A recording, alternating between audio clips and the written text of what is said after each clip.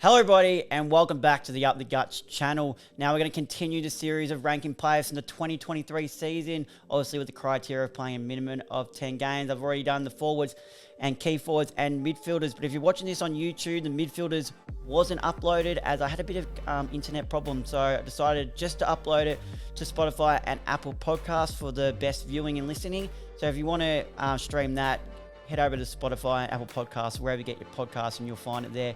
But without further ado, let's get into the Ruck tier list. So starting off with our first player from the West Coast Eagles, we have Bailey Williams, who I thought was solid. Obviously, to carry a lot of the ruck work on his own for the majority of the year, averaging the 27.6 hitouts per game. I'm actually going to put him in the B column. I really like Bailey Williams' season. Next player is the man of this podcast. He's holds a deep place in everyone's heart here at this podcast. Andrew Phillips, obviously retired this year, 20 matches, the 20.7 hitouts, kicked the 5 goals. We're going to put him in the C column though. Next one is Brodie Grundy, played the 17 matches. Now, as a whole, I'm going to have to put Brodie Grundy in the F column just for the fact that it didn't work the way it should have when he went over there to play a tag team with Max Gawn. Next player we got is Darcy Cameron from the Collingwood Football Club. Had probably had a bit of a down year from last year. Had a really good year last year, I thought. Still averaged the 25-point hitouts a game and kicked the 5 goals. I'm going to put Darcy Cameron in the C column. Now, Hayden McLean probably was playing more of that forward ruck role, but when he got his time in the ruck, he averaged 9.7 hitouts, kicking the 21 goals. We're going to put him in the C column. Jared Witts. The 21 matches, 39.2 hitouts. He's always going to be an A-tier ruckman. 39.2 hitouts, 12.4 of them to advantage, which is above average for across the competition, averaging 13.8 disposals, 4.3 clearances, and kicked the 4 goals for the season. So Jared Witts is an A-tier ruckman. Kieran Briggs really came out of the block this year as one of the best ruckmen in the whole competition. Top 3 for sure. Played the 17 matches, averaging the 25.9 hitouts. 8.5 to advantage, averaging 15.4 disposals per game, or also kicking the 4 goals and averaging 6.5 clearances. Kieran Briggs for me is going to go in the A column. Probably shocked a bit there. Lloyd Meek played the 16 matches, averaging 18 hitouts and kicking just the 3 goals. He didn't really shine for me, so I'm going to actually put him in the D column. Mark Picknett, 18 matches, 24.8 average hitouts, 8.7 to advantage as well. So Mark Picknett can just go in the C column for me. The versatile Mark Blitzar, so you can obviously critique him as a ruckman, a midfielder, whatever you really want, but across the 19 matches, he averaged 10.6 hitouts per game, but with a 15.8 disposals, 4.2 clearances and 12 goals, along with 3.4 marks. Gonna put Mark Blitzar in the B column. Mason Cox, 19 matches, 17.1 hitouts, and 17 goals. I'm going to put him in the C column. Next one, Luke Jackson for me goes into the B column. Obviously started off a bit slow over for the Fremantle Dockers coming across from Melbourne. Some of his stats here as we just find him. 23 matches, 17.7 hitouts, averaging the 15 disposals, 3.4 marks a game, and kicked the 22 goals this season. So a solid season for Luke Jackson. Next one we have is Max Gawn. B column. Obviously had a bit of more of an interrupted season this year.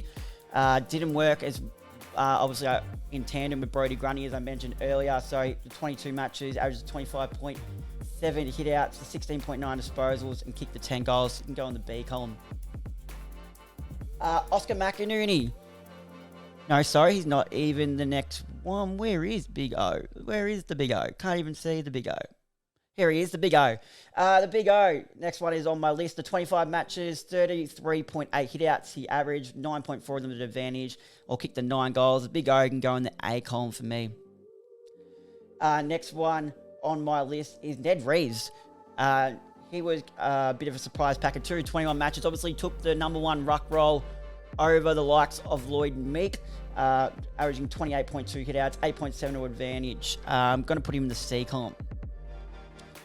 Next one we have got is Riley O'Brien, 23 matches, 38.6 hitouts, 11.3 to advantage. As a pure ruckman, I always rate Riley O'Brien as an A-tier ruckman. Next one is Reece Stanley. Just played the 13 matches, averaging the 28.3 hitouts, and 11.9 disposals. I'm going to put him in the C column. Next one is Rowan Marshall. He can go straight into the A column. 24 matches. He had averaged to 26.6 hitouts, while also going with 20.5 disposals, 5 clearances, 5.3 marks a game, and 8 goals for the season. Sam Draper had a bit of an interrupted season. The next one on my list, I'm going to actually put him in the D column. Next one, Samson Ryan. I'm going to put in the C column. Obviously mentioned him in the key forwards one as well, with the 14 matches, 12.2 hitouts, 7.1 disposal, kicking the 12 goals. Next one on my list here is Sean Darcy. Now, for when he played, he was definitely an A-tier ruckman. He only managed the 15 matches though. 15 matches, 39.1 hitouts, 11.1 to advantage, 13.8 disposals, 4.1 clearances to kick the 4 goals.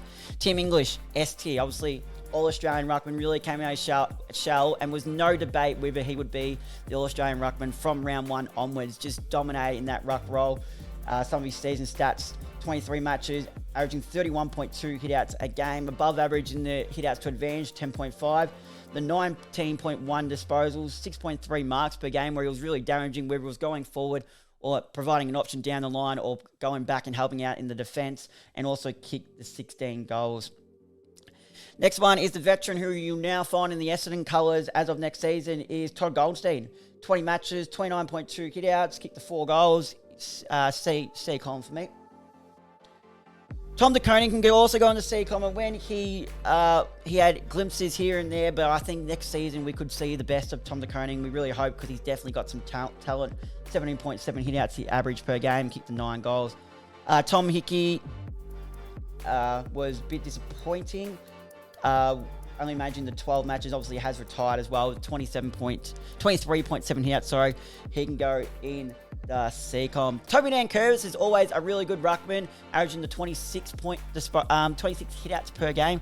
So he can go in the.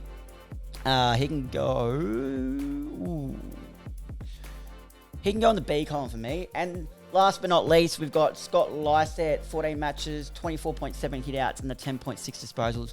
He can go in the C column. There you have it, guys. That's it for the ruck tier list. So let's just go through what it is first. The S tier ruckman, the best ruckman of 2023 was Tim English and was rewarded with that All-Australian jacket. My A tier ruckmans are Jared Witts, Kieran Briggs, Oscar McInerney, Riley O'Brien, Rowan Marshall, and Sean Darcy. My B ruckmen are Bally Williams, Mark Blixarves, Luke Jackson, Max Gawn, and Toby Nankervis. My C column ruckmen are Andrew Phillips, Darcy Cameron, Hayden McLean, Mark Pittonet, Mason Cox, Ned Reeves, Reece Stanley, Samson Ryan, Todd Goldstein, Tom de Koning, Tom Hickey, and Scott Lysett. My D ruckmen are Lloyd Meek, and purely just for not being on the park enough, Sam Draper. And my F column is Brodie Grundy. So there you have it. There's my tier list for the ruckman. Make sure to turn your notification bell on so you don't miss a video as we keep flowing these ones out. And there'll be a new podcast episode out on Thursday or whenever this drops. It'll definitely get out every Thursday, so make sure you tune into that. Cheers, guys.